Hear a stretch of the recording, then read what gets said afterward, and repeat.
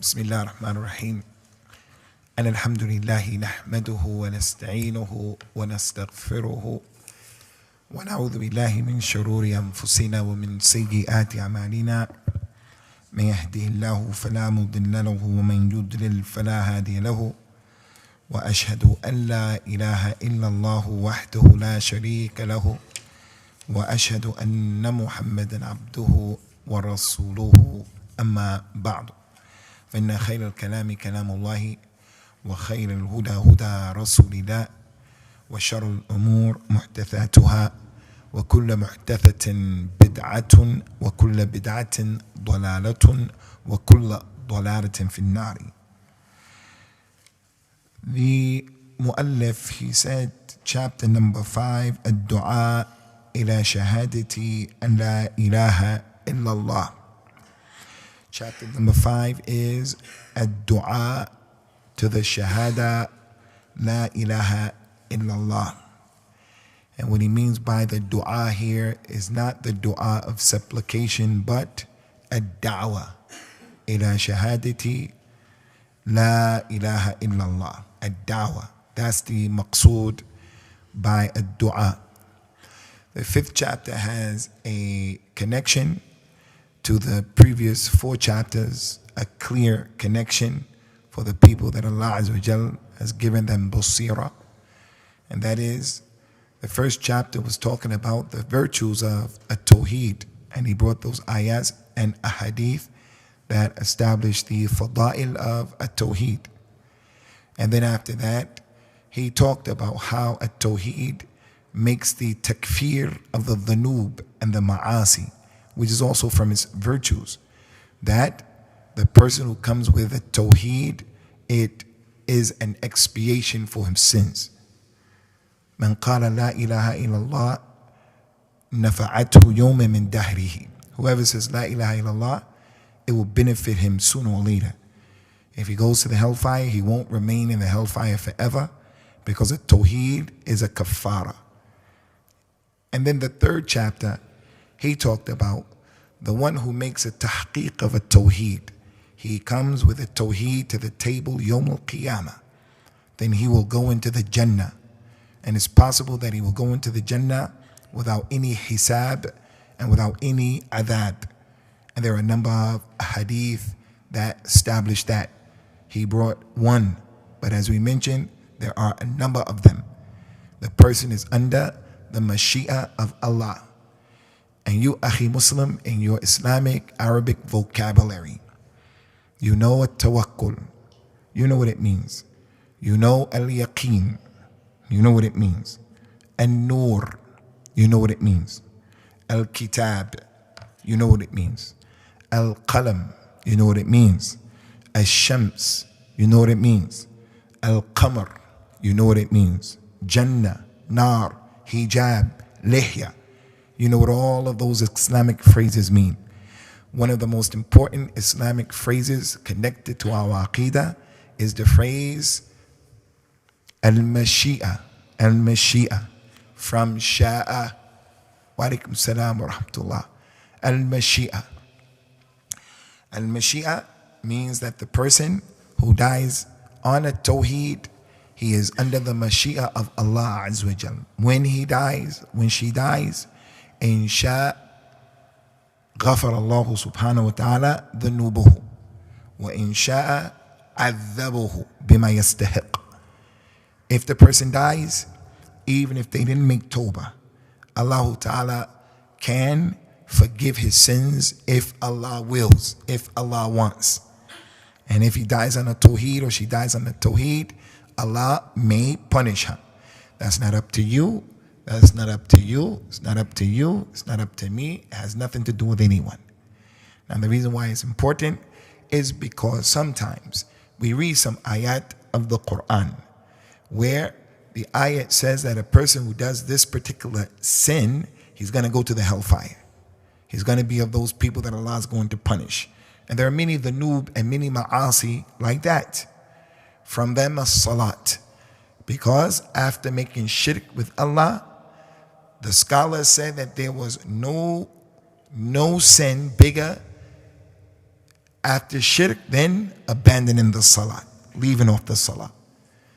Al-ahdu alladhi baynana wa baynahum as-salat man tarakaha faqad kafar. Difference between us and them, salah. Whoever abandons it, he's a disbeliever. Inna awwala ma yuhasabu bihi an-nas min a'malihim yawm al-qiyamah as-salat.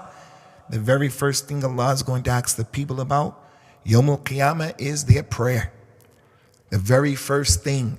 So it goes to show to abandon the prayer is the biggest crime after Tawheed. And then after that, to murder someone. So we have the hadith that said, whoever abandons the salah is a kafir. We have the statement of Allah Ta'ala about murder. وَمَنْ يَقْتُلْ مُؤْمِنًا مُتَعَمِّدًا فَجَزَاؤُهُ جَهَنَّمْ خَالِدًا فِيهَا أَبَدًا. Anyone who intentionally kills a believer, he's going to be in the hellfire forever. So the shahid min al-kalam kullihi, a shahid huwa. As people who want to be balanced, not too far to the right, not too far to the left, we believe any and every Muslim who dies committing sins, he or she is under the mashi'ah of Allah. How many of our relatives don't pray? How many of the people who are Muslims we know who don't pray? We work with them, they don't pray. The hadith said, the person who doesn't pray, he's a kafir.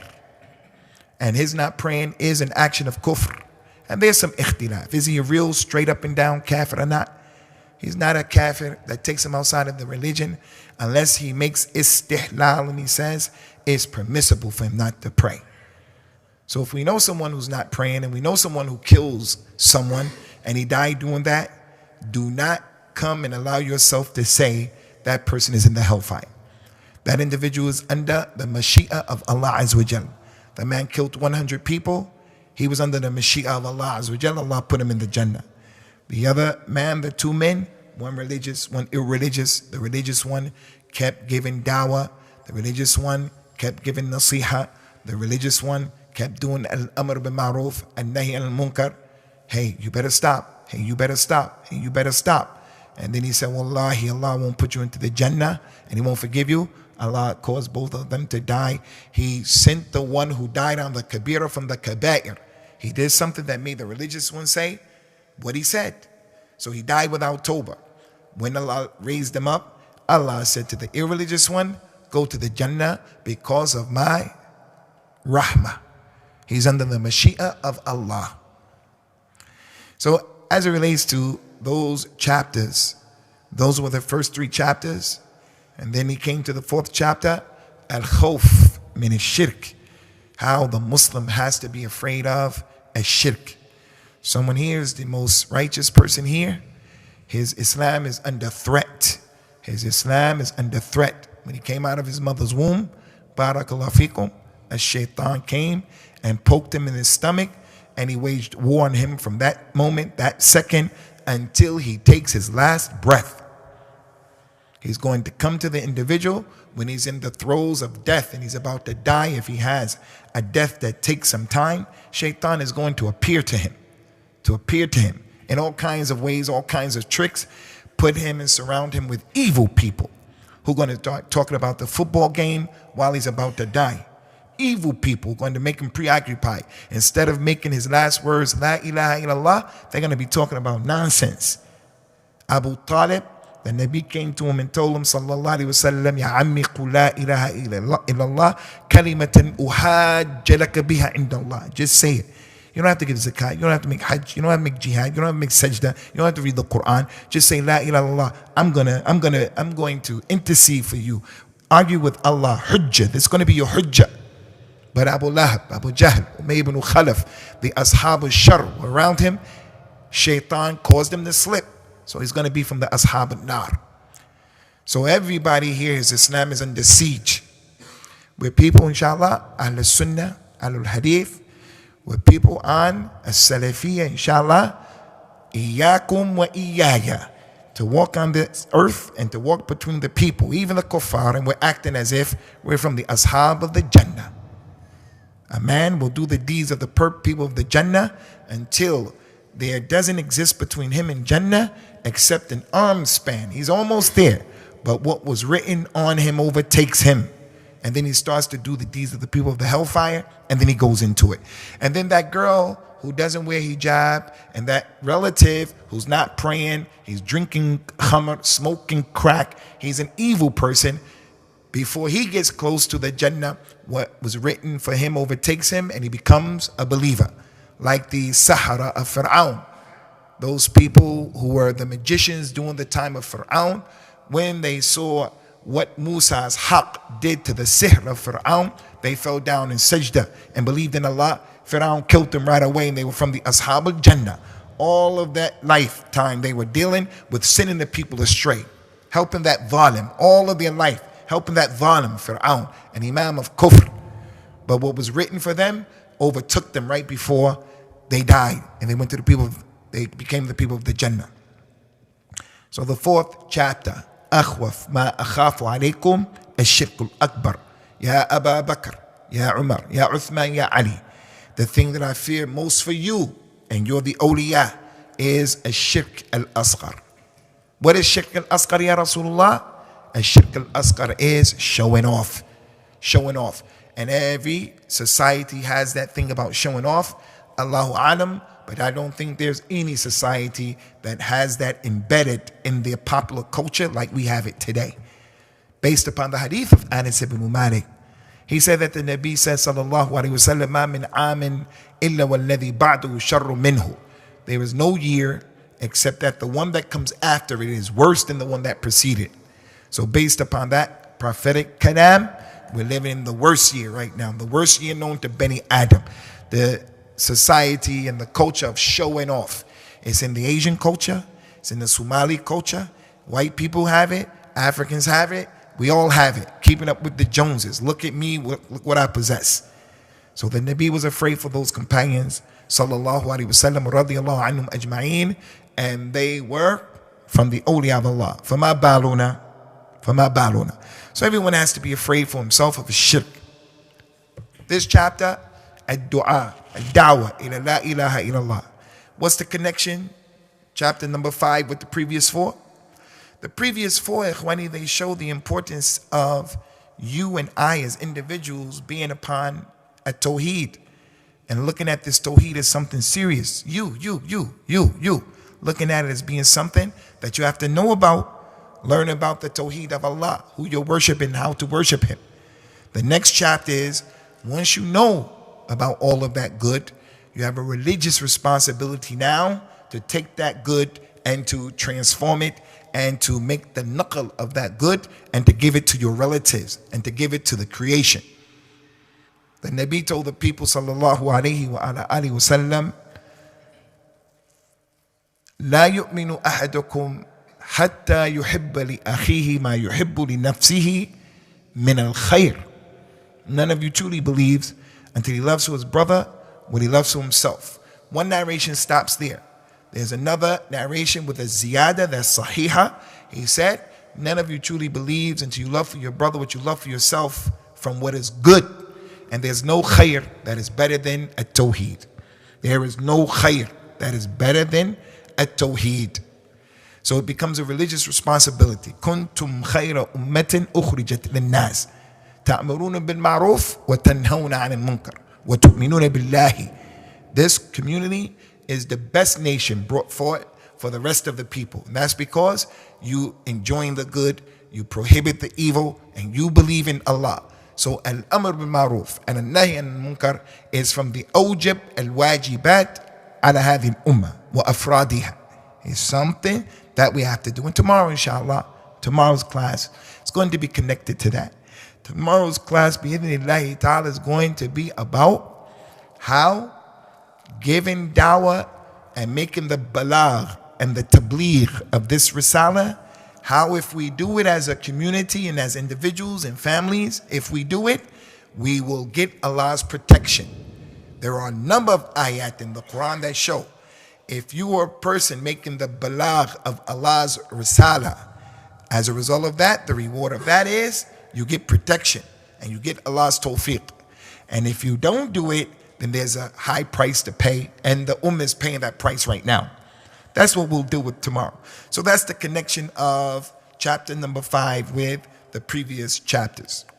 As we told you, ikhwani, one of the mizas of this book, the miza of this book, is that Shaykh al-Islam Muhammad ibn Abdul Wahhab, rahimahullah, he brought his book on the way of al-hadith. You want to prove something? Put your chapter there, and then bring the ayat, and then bring the ahadith, and then bring what the companions said, and then bring what the tabi'in said, and then bring what the ulama said. And Imam al-Bukhari, in Sahih al-Bukhari, he has a chapter in Sahih al-Bukhari in his Jami' Sahih, he has a chapter, Katab At-Tawheed. And that's the same thing that he does. That's the same thing that he does. So he brought the ayah of the Qur'an, قُلْ هذه سبيلي أدعو إلى الله على بصيرة أنا ومن اتبعني. Tell them, Ya Muhammad. Tell them, Ya Mustafa al-Mujtaba, Abul Qasim sallallahu alayhi wa sallam. Tell your people and tell the dunya, Bani Adam and tell the jinn. Tell all of them. This is my way. This is my way. I call to Allah with knowledge, and so do those who follow me.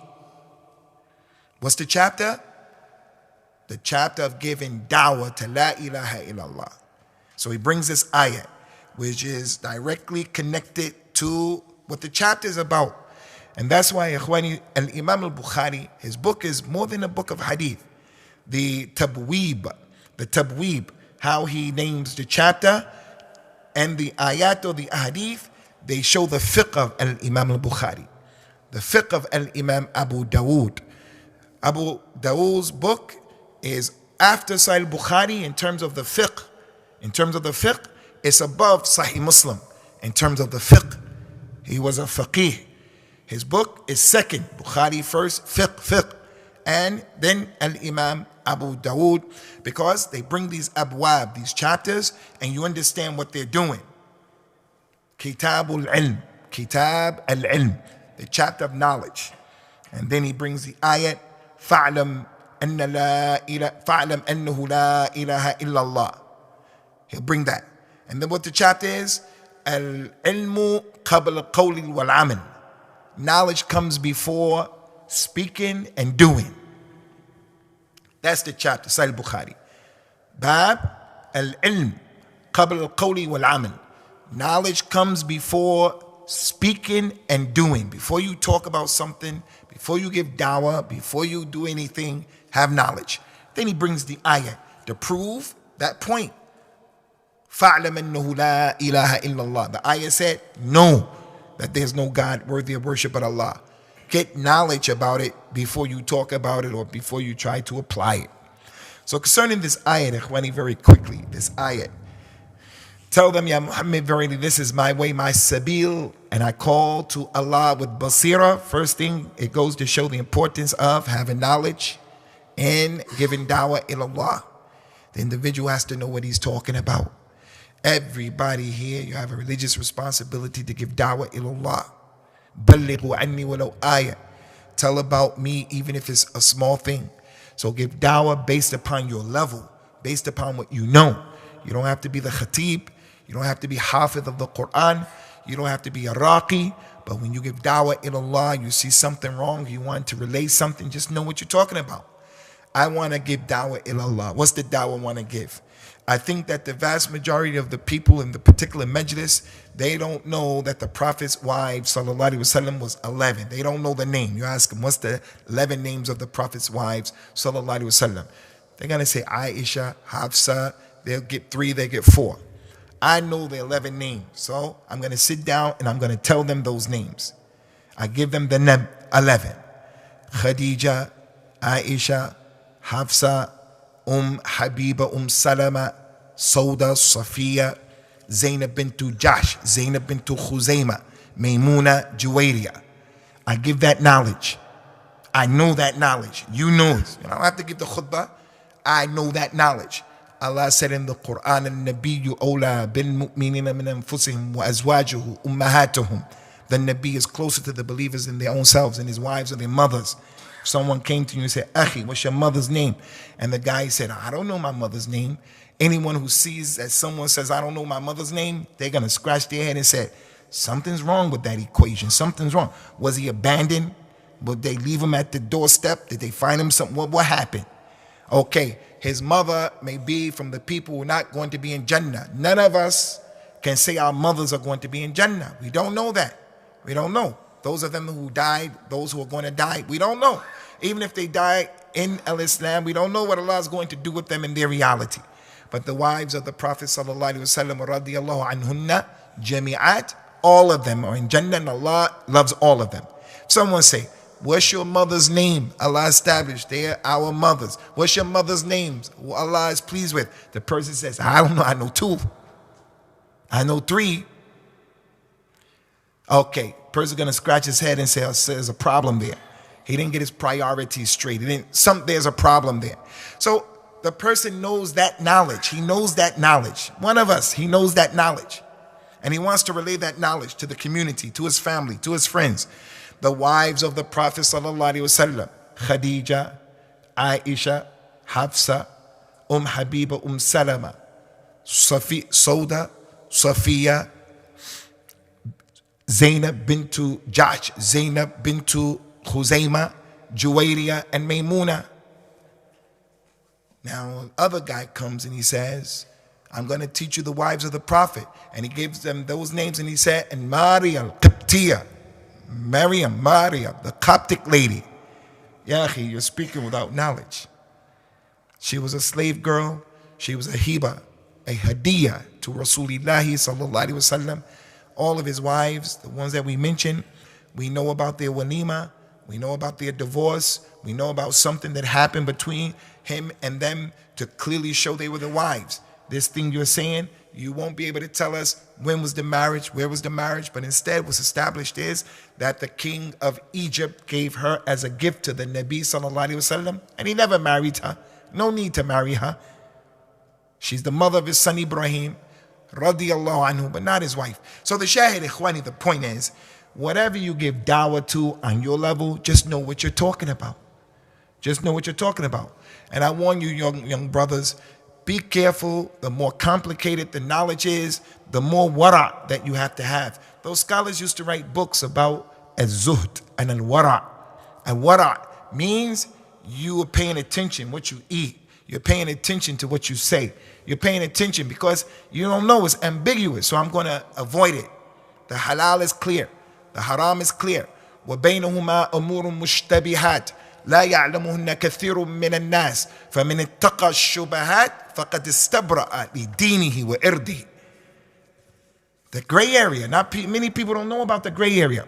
So don't get into that gray area. And al-jarh wa ta'dil, for an example, is from the gray area as it relates to us because we're the ammat an-nas. So don't walk around as if you know what you're talking about. Relax, take it easy. Give dawah to what you know. Concerning the ayat of the Qur'an, it goes to show that having knowledge is from what is wajib. It's from the awjab al-wajibat. Talabul ilm faridatun ala kulli Muslim. Everybody has to know enough to push al-jahl off of himself so that he can do those things that are fard al-ain. How to make wudu, how to make salah, how to do hajj, and so forth and so on. The ayah goes to show, ikhwani, the importance of al-ikhlas. Al-ikhlas. Make your dawah for Allah. Make your dawah to Allah. Don't make your dawah to yourself. Don't make your dawah to your hizb. Don't make your dawah to your madhab. Don't make your dawah to a particular shaykh. Don't be of those people who your dawah is like that.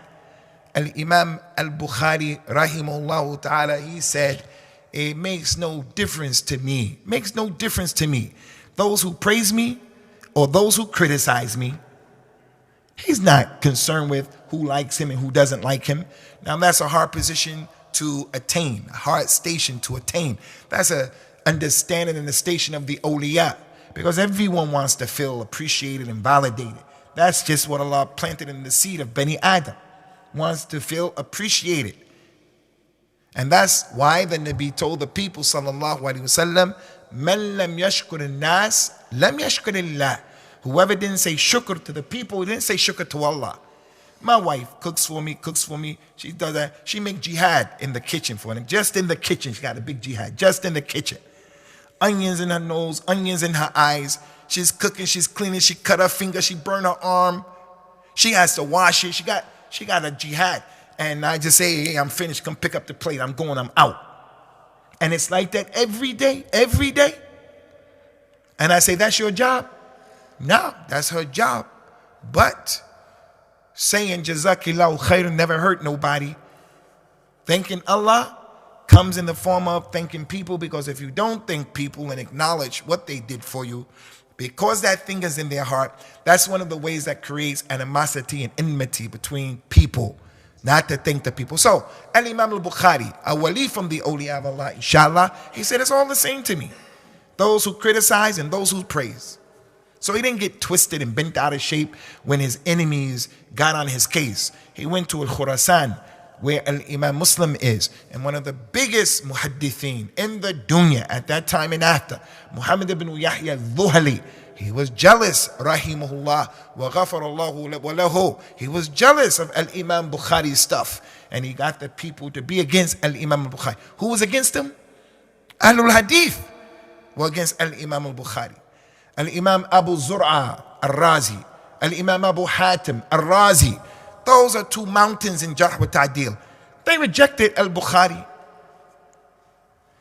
These two scholars rejected. They made a ta'an in Al-Imam al-Bukhari. What did he say? It's all the same to me. Those who like me and those who don't like me, it's all the same. One of the great scholars in Islam, Al-Imam Malik ibn Dinar. He said, as it relates to people who criticize and people who praise, he said, as for those who praise me, I know they go overboard. As for those who criticize me, I know they go overboard. So I don't pay attention to either one. Don't let your goal and your objective be to please the people. And Imam al-Shafi'i told the people, rahimahullahu ta'ala, irda'u nas amrun aziz mustahil. It is impossible for you to please the people. In this majlis right here, some people are going to be happy and some people are going to be upset for everything. So one single speaker, as Shaykh Abu Muhammad, is from the Kabir al-Qawm, Allah yahfadhuhum. We're not going to be satisfied with everything he says. Some people are going to support it, some people are not going to support it. That's just how it goes. So we give da'wah ila Allah azza wa jal, and that's the goal and the objective. That's what the ayah said. هذه سبيلي أدعو إلى الله. Also, ikhwani, it makes it incumbent upon those who follow the Nabi sallallahu alaihi wasallam to make a da'wah ila Allah, not a da'wah to the Shaykh. And this is something that all of the jama'at of the Muslims have a problem with. All of them. Salafis have a problem with that. We make the sunnah embodied in one Shaykh, or two or three. The ones who support us. We're on ghulu, they're on ghulu. We make the sunnah in them. So when a person goes against the opinion of the Shaykh, the person says, you're against the sunnah. You're against the sunnah. La ya akhi. What's not permissible is to be in conflict and to be in contradiction to the Kitab and the sunnah. As for human beings, I will agree with you and disagree, and you'll agree with me and disagree with me.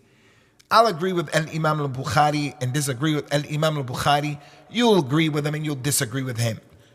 You can be right or he can be right. You can be wrong or he can be wrong.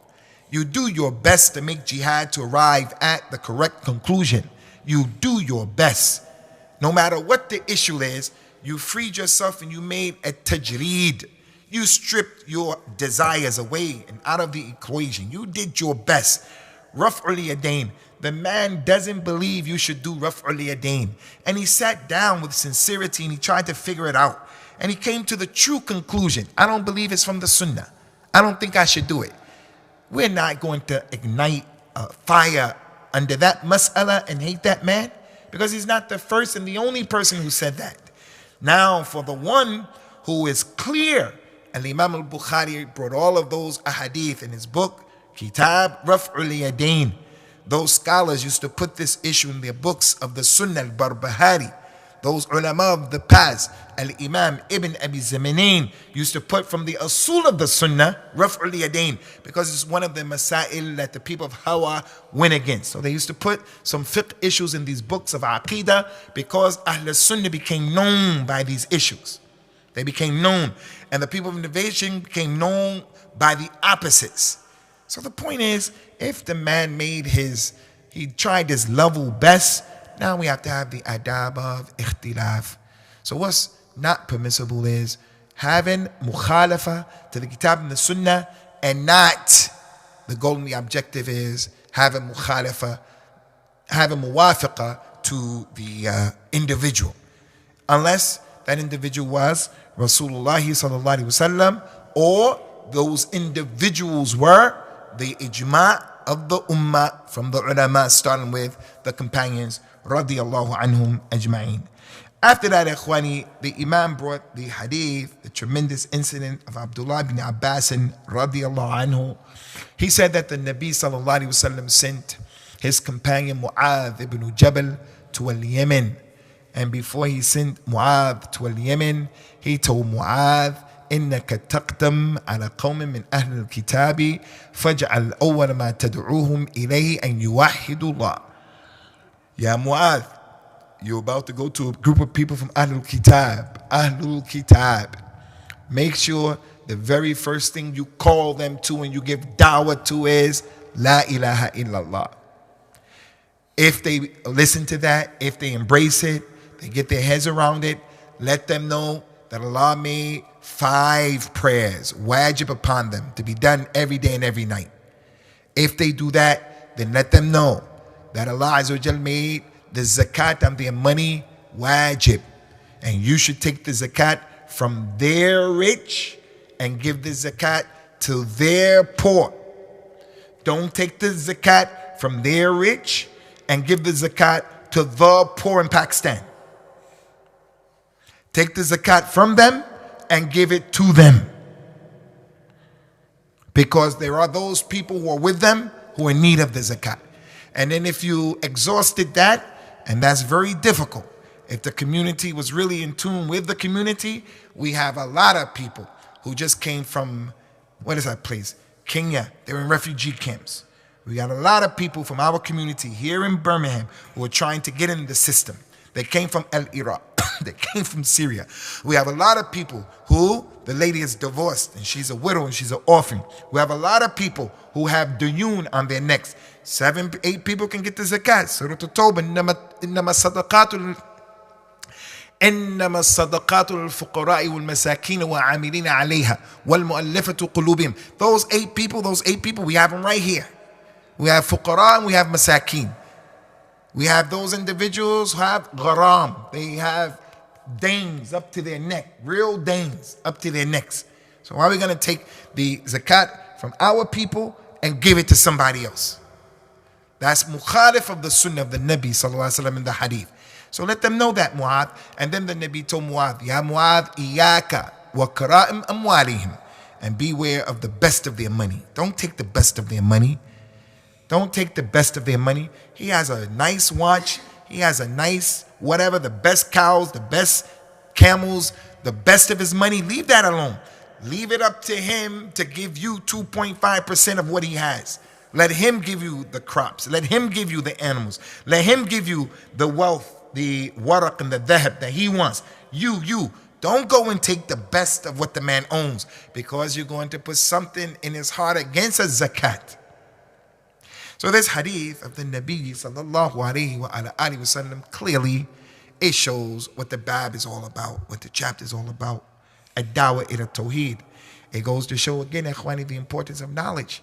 The Rasul sallallahu alayhi wasallam, he did not send the Bedouin Arab who came to the masjid and urinated in the masjid because that man was jahil radiyallahu anhu about the deen.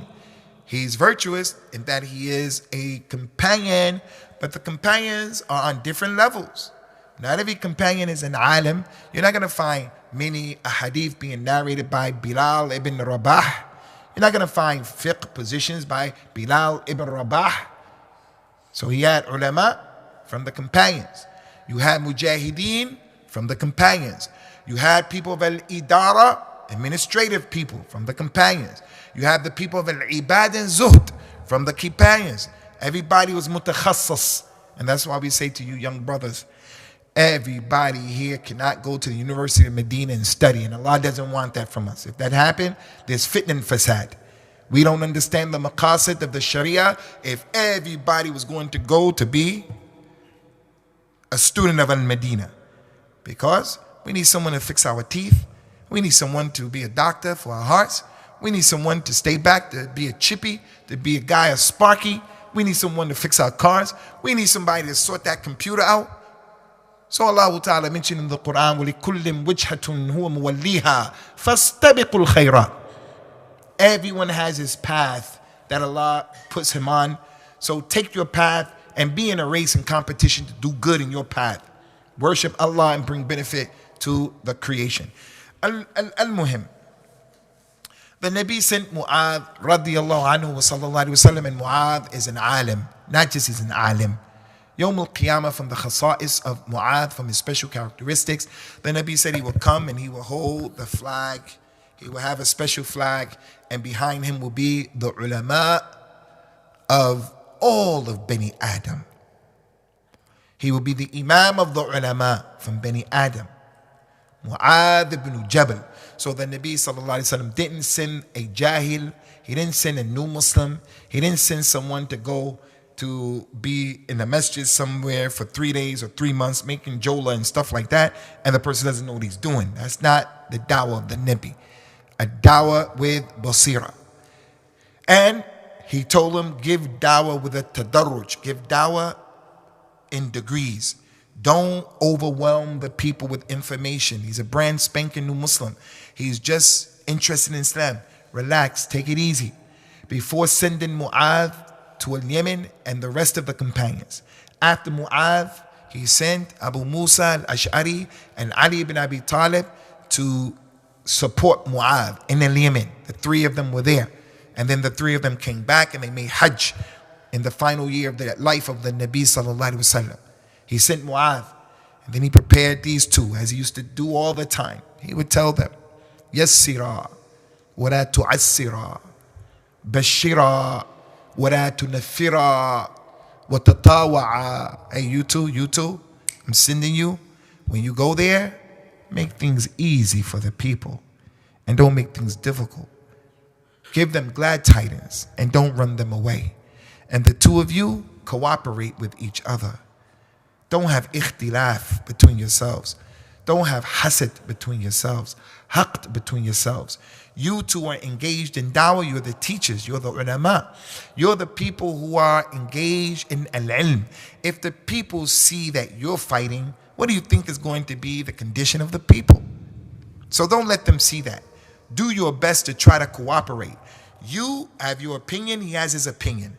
When I see that that guy's opinion is not in conformity to mine and it's going to make a bigger problem, eat humble pie and just let it go. Eat humble pie.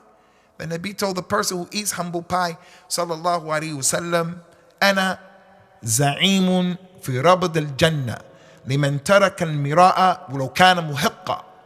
I will be the guarantor of a person in the middle of Jannah, the one who leaves off argumentation even if the truth is with him.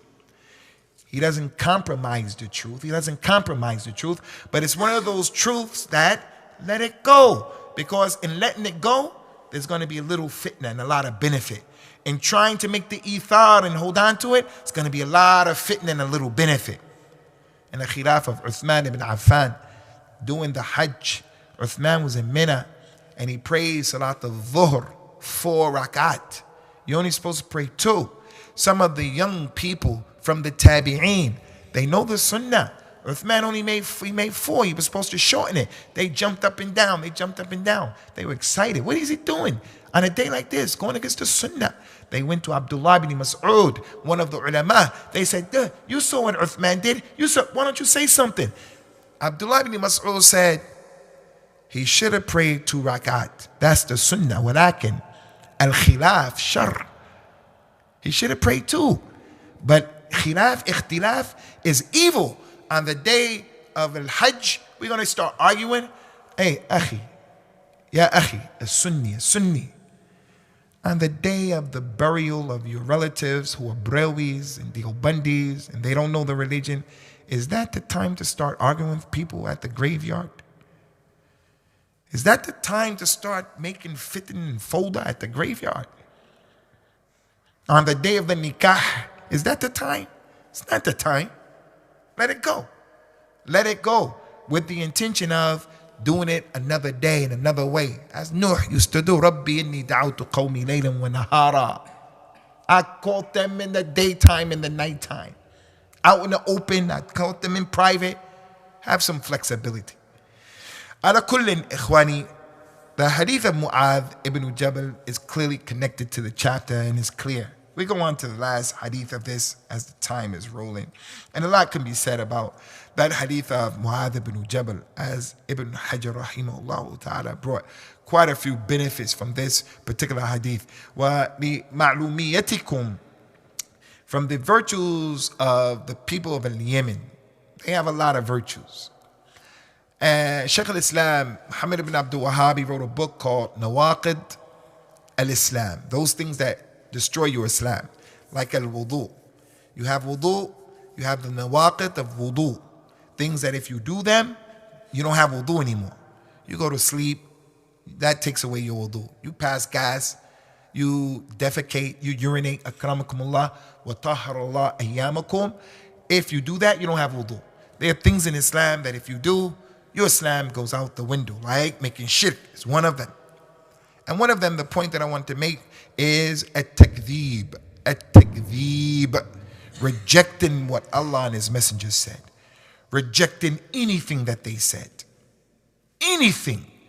And believing something else or another way is similar or better or is permissible for you to do that other thing. To reject anything. Say, I don't want that, I don't like that. There's no good in that. That's kufrun billah. Person goes outside of the religion if he knows what he's doing with an issue like that. He goes outside of the deen of Allah Azza wa Jal. Why do I mention that? Certain people, certain places, they have virtues. The Yemenis people, they have virtues. And it's not for us to be against that. Some of those ulama like Al-Imam Ahmed, Al-Imam ibn Taymiyyah, a lot of scholars, Al-Imam Ahmed said from the usul of the Sunnah, it's for everybody to see that the Arabs are better than the non-Arabs in terms of the jins, in terms of the jins, yeah, like the lineage, but the jins is not the lineage. Not genetic genes, I don't know. The jins, like I'll give you an example. Which one is better in our religion and in intellectual thinking? Which one is better? A snake or a monkey? A monkey, what are you guys hesitating for that for? That monkey, the snake is on the ground like that. He has a lot of limitations. He's nasty, you know. That monkey can do a lot of things. He's smart, that monkey. That's why the people went overboard and said that their forefathers came from monkeys, because he has a lot of stuff. All right, which one is better? Which creation? The man or the woman? Wow. They still hesitating. Malakum. Oh, I know. The people are afraid that maybe we're being recorded right now. Allah says, لَيْسَ الذَّكْرُ كَالْأُنْثَى لَيْسَ الذَّكْرُ كَالْأُنْثَى كَمْلًا مِنَ الرِّجَالِ كَثِيرُونَ وَلَنْ يُكْمَلْ مِنَ النِّسَاءِ إِلَّا أَرْبَعٍ. Many men have been complete. Many. Ibrahim, Ishaq, Yaqub, all of those prophets, 125,000 prophets, complete. He said only 4 women were complete. Khadija, Asiya, Fatima, and Maryam. Khadija, Maryam, Fatima, Asiya are complete. Many men have been complete. She's not praying for some days in the month. She's not fasting some days in the month. He has 1 witness, 2 of hers equal his 1. I mean, adillah. That's the jins. The jins of the man, the jins of the woman. That's. I hope you get the idea.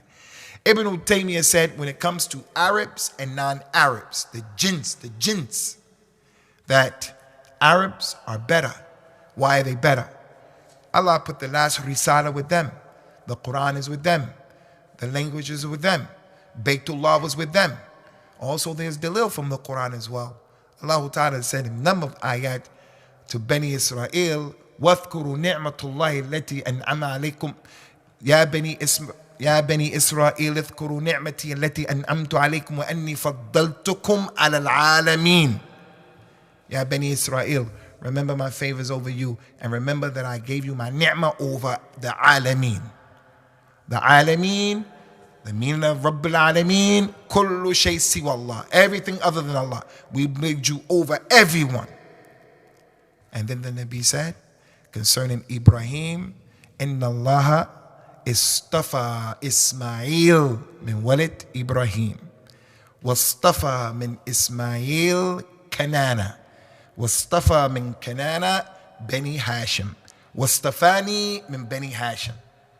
So if Bani Israel is better than everybody, Bani Israel is Yaqub's people. They're better than everybody. The Yahud are better than Africans. By the text of the Qur'an, the Yahud, if a person is a Yahudi, he's better. His jins, because the Qur'an said that. So he had two sons, Yaqub, Ismail. Allah said, the Prophet said, Allah chose Ismail over Yaqub. Ishaq, I'm sorry. And from Ismail, he chose his son, Kanana, and made him better than the other 10. And from Kanana, made the tribe of Quraysh better. And then from Quraysh, made Bani Hashim the best. So those scholars took that position without any asabiyya, ikhwani. It was no racism. It's a fiqh issue, an aqidah issue they meant. If you don't agree with it, you don't agree. It doesn't put you outside of Salafiyya. There were those people who disagree with that. And then if we look, ikhwani, if we look at the things that the A'ajam produced in Islam, we can see لا فضل العربي على عجمي إلا بالتقوى. We can see what those scholars meant. One of the greatest scholars in Islam from the Tabi'een, his name is Muhammad ibn Shihab al-Zuhri. He was from the Sighar al-Tabi'een. Hey boy, write this down. The Sighar al-Tabi'een. What is the Kibar al-Tabi'een and the Sighar al-Tabi'een? The Kibar al-Tabi'een are those Tabi'een who took the bulk of their knowledge from the companions. Sa'id ibn Musayyib, Al-Hasan al-Basri, Ata ibn Abi Rabah, Ibrahim al-Nakha'i, Al-Masruq, people like that. The Saghar al-Tabi'een, they took the bulk of their knowledge from the middle Tabi'een and the major Tabi'een, but they took some of their knowledge from the companions, but not the bulk of it. From the Sighar al-Tabi'een is Muhammad ibn Zuhri, Muhammad ibn Shihab al-Zuhri. Every long hadith that's authentic, you'll find his name being in the chain of narration for like 85% of them. During the Khilafah of the Khalifa Mirwan, Abdul Malik ibn Mirwan, he said to to this man, Az-Zuhri, you traveled all over the world. You're well known. You're renowned for your travels. I want to ask you a question. When you went to Mecca, who did you leave as the foremost scholar of Mecca? Who was the best in Mecca? He said, Ata ibn Abi Rabah. He was a free slave. That man used to be a slave. And he was the most knowledgeable in Mecca. He said, who did you leave in Medina as the greatest one in Al-Medina? He said, Nafi'. Nafi' is the scholar and the teacher of Imam Malik. He comes in the Silsila Dhahabiyah, what some of the scholars say is the best chain of narration. Who did you leave in charge of the people of Yemen? He said, Ta'us. Ta'us, a free slave. Also the one before him that we mentioned, Nafi', a free slave, Mola. He's saying, you went to Egypt. Who did you leave in Egypt? He said, Yazid ibn Abi Habib, a free slave. Who did you leave in Sham? Who? He said, Makhul, a free slave. You went to Iraq. Who is the most knowledgeable person? He said, Iraq has too many places, just to say one. He said, who did you leave there in Basra? He said, Hassan al-Basri, a free slave. A free slave. Who did you leave in charge of al-Baghdad? He said, Maymun ibn Mihran, free slave. You went to Khurasan. Who was in Khurasan? Who did you leave there? He said, Dahak ibn Muzahim, free slave. So during that time, Al-Imam al-Bukhari, Al-Imam Muslim, Abu Dawood, At-Tirmidhi, An-Nasa'i, Ibn Majah. Them is not Arabs. All of them are better than Abu Lahab and Abu Jahl, Umayy ibn Khalaf.